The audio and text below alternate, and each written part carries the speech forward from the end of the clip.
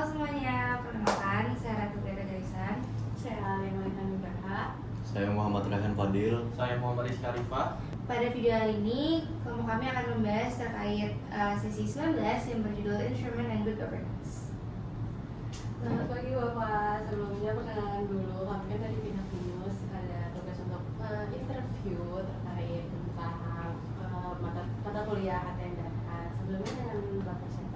Oh ya, saya perkenalkan juga, nama lengkap saya Taufikur Rahman. Saya founder dari kantor hukum Arctic Lawyer, founder dan menjadi managing partner dari kantor hukum Arctic Lawyer. Izin sama Bapak, mungkin di sini kita akan bertanya beberapa pertanyaan yang akan kami tanyakan. Mungkin dari Rehan dulu, boleh? Oke Pak, jadi mungkin kita bakal nanya terkait perizinan, diskresi, dan tindakan administrasi Pak. Menurut Bapak, apakah sistem perizinan di Indonesia saat ini sudah transparan? Itu aja Pak. Baik, jadi sebenarnya kalau kita mau jujur ya, sebenarnya bisa dibilang transparan, tapi nggak sepenuhnya transparan. Artinya memang ada bagian-bagian tertentu yang seakan-akan dibuat menjadi wilayah abu-abu. Kesannya memang transparan, tapi pada prakteknya ya ini melibatkan instrumen kekuasaan tentunya. Dan hari ini kita melihat siapa pihak yang berkuasa atau mempunyai afiliasi dengan kekuasaan, justru pihak tersebutlah yang akan mendapatkan benefit paling banyak, manfaat paling banyak dalam dia memproses urusan perizinan tersebut. Kemudian kaitannya dengan diskresi, memang diskresi itu diperbolehkan ya. Diskresi itu diperbolehkan, tapi seringkali malah justru diskresi ini dimanfaatkan bukan pada tempatnya. Diskresi ini justru bisa menjadi salah satu cara yang dipakai oleh penguasa buat menguntungkan dirinya dan kelompoknya. Jadi diskresi itu yang menurut saya harusnya dalam bingkai untuk kemaslahatan umat, kemaslahatan rakyat banyak, tapi justru sebaliknya diskresi sering dimanfaatkan menjadi untuk kepentingan dirinya dan kelompoknya saja. Saya punya contoh konkret ya.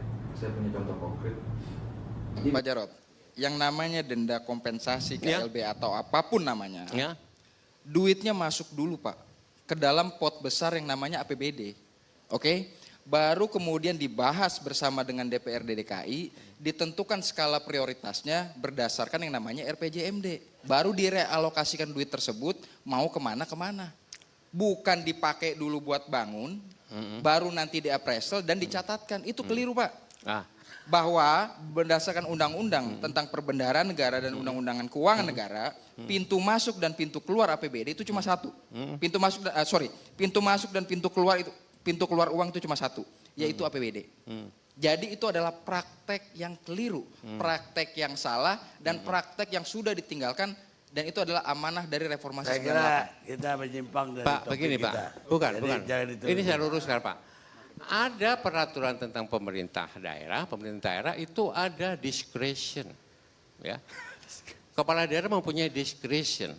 Ya sekarang gini Pak, sekarang kalau ternyata sebagian dari duit itu, denda-denda itu dipergunakan untuk misalnya operasi politik, siapa yang tahu?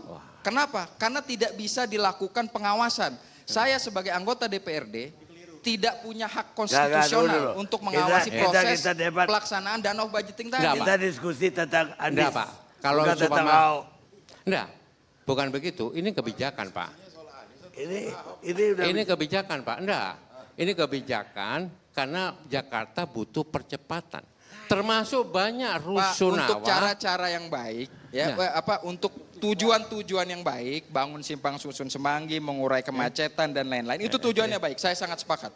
Tapi harus dilakukan dengan cara-cara yang baik. Loh, Pak.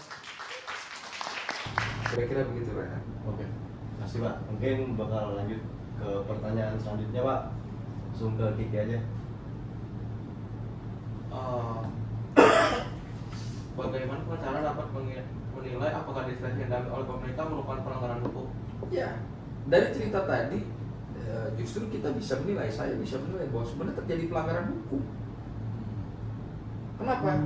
Ya jelas-jelas undang-undang tentang keuangan negara dan perbendaharaan negara, nanti bisa dicek ya teman-teman, itu undang-undang nomor berapa tentang keuangan negara dan perbendaharaan negara, bahwa dasar dari APBD ataupun APBN itu adalah cash basis, bukan accrual basis.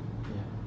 Jadi harusnya duitnya dulu masuk dalam satu pot besar yang namanya APBD, kemudian dibahas dulu bersama dengan DPRD untuk dipergunakan ngebangun proyek apa. Bukannya duitnya ditaruh di atas meja, di tengah meja dikumpulin, kemudian dijadiin proyek, dibangun, setelah hasil pembangunannya selesai, dicatat di appraisal, dan nilai appraisal ini baru dicatatkan. Itu keliru. Jadi menurut saya justru penggunaan diskresi tersebut, ya, dan ini ada videonya, Ya. itu Jarod langsung yang ngomong, Jarod Saiful Hidayat, bisa saya tampilin videonya. Oke. Jarod Saiful Hidayat, dia ngomong bahwa ini adalah diskresi pemerintah, ini adalah untuk percepatan pembangunan, dan ini adalah tujuannya baik untuk rakyat. Ya betul, kita paham pembangunan simpang susun Semanggi memang tujuannya baik untuk masyarakat, untuk mengurai kemacetan, untuk menambah ruas jalan dan seterusnya. Tapi sekali lagi, ngelola keuangan negara ini bukan seperti ngelola toko kelontong. Ya. Mesti sesuai aturan perundang-undangan. Begitu Ki. Pertanyaan selanjutnya, dalam kasus-kasus yang Bapak sendiri pernah tangani ini, pernah nggak sih kayak perizinan tuh seringkali menjadi alat kontrol politik atau ekonomi? Ya, itu tadi. Kalau misalkan nih, yang ngajuin, misalkan saya ngambil contoh misalnya izin tambang ya. Ya.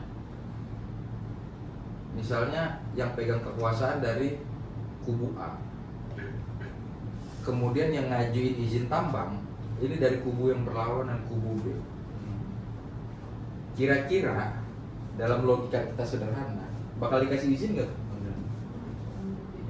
Iya kan? Karena berbeda kubu, berbeda kubu politik, berbeda kepentingan, dan justru sebenarnya ini yang harus dihindari. Itu makanya ke depan memang segala proses perizinan ini sebisa mungkin ya setransparan mungkin, supaya tidak ada lagi kong kali kong. Ya. Ya teman-teman lihat sendiri kan di media misalnya, kita cek misalnya iup tambang itu amdalnya ada kan? Belum tentu kan? Apakah dalam proses pengeluaran amdal itu sudah sesuai prosedur? Apakah dokumen-dokumen yang disajikan kemudian fakta-fakta di lapangannya memang memunculkan sebuah bukan memunculkan, apakah memang sudah selayaknya si PT tersebut misalnya atau entitas tersebut bisa mendapatkan AMDAL? Apakah betul ada keterlibatan masyarakat dalam proses pengajuan AMDAL tersebut? Kan setahu saya rakyat yang terdampak, rakyat di sekitar, kalau untuk urusan AMDAL itu mesti ditanya. Dan AMDAL ini menurut saya urusan yang penting. Kira-kira begitu ya. Oke, mungkin untuk pertanyaan kakak ya Pak.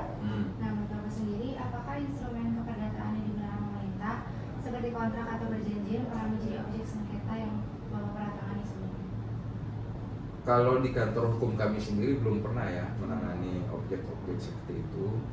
Tapi kalau kita lihat di luar ya ada memang objek sengketanya itu justru berdasarkan putusan pemerintah.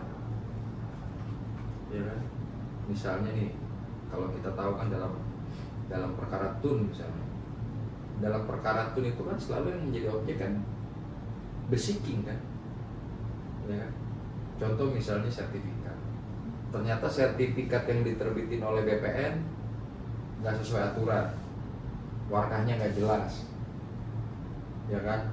dan seterusnya nggak jelas. Ya ada orang yang dirugikan di situ.